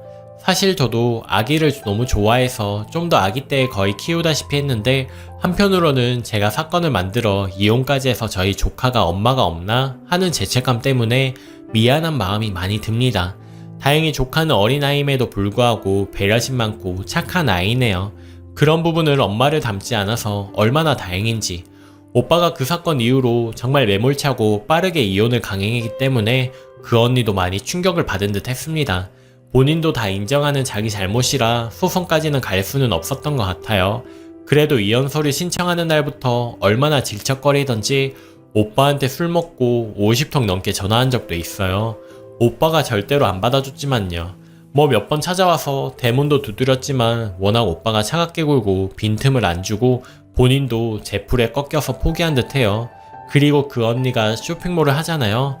인스타 계정도 있어서 친구가 보게 되었는데 뭐 지금은 매일 술 파티하고 남친도 있어 보이고 아무 생각 없이 잘 산다고 하더라고요. 그 이야기를 들으니 더 소름이 끼치고 오빠랑 끝까지 안 사는 게 너무 다행이다 싶고요. 하지만 아무래도 오빠도 힘들었겠죠. 이혼도 했고 아이도 책임져야 했으니까요. 하지만 저한테 힘든 티 낸 적은 한 번도 없었습니다. 아마 제가 힘들어할까봐 그랬겠죠. 그 사건 이후 서먹한 저와 가족은 신기하게도 조카가 태어나면서 다시 그 관계를 회복했어요. 사실 조카를 보면 언니가 생각나서라도 그러기 힘들 줄 알았는데 아기가 주는 행복이 너무 커서 저희 가족이 극복할 수 있었던 것 같습니다. 참, 그리고 오빠에게도 새로운 사랑이 생겼습니다. 아직 결혼 이야기는 시기상조이지만 이야기도 나오고 있고 저희 조카도 너무 예뻐하는 언니입니다. 저도 만난 적이 있는데 저에게 너무 잘 보이려고 하지도 않고 그렇다고 쌀쌀 맞지도 않은 예의를 갖춰서 저를 대하는 모습이 사람이 좋아 보였어요. 그래도 아직은 제 마음을 다 내어주지는 않으려고요. 극복했다 싶으면서도 아직은 상처가 있긴 한가 봐요. 그때 여기에 글을 쓰지 않았다면 어땠을까 상상만 해도 싫으네요. 모르는 분들에게 용기를 얻었다는 것이 재밌고도 감사한 일이네요. 하지만 지금 저의 모습은 많이 성장했고 이제는 무슨 일이든 적극적으로 헤쳐나갈 만큼 달라졌습니다. 다시 한번 정말 감사드립니다. 모두 행복하시길 바라겠습니다. 오늘도 낭만캐스터를 시청해주셔서 감사합니다. 여러분은 어떻게 생각하시나요?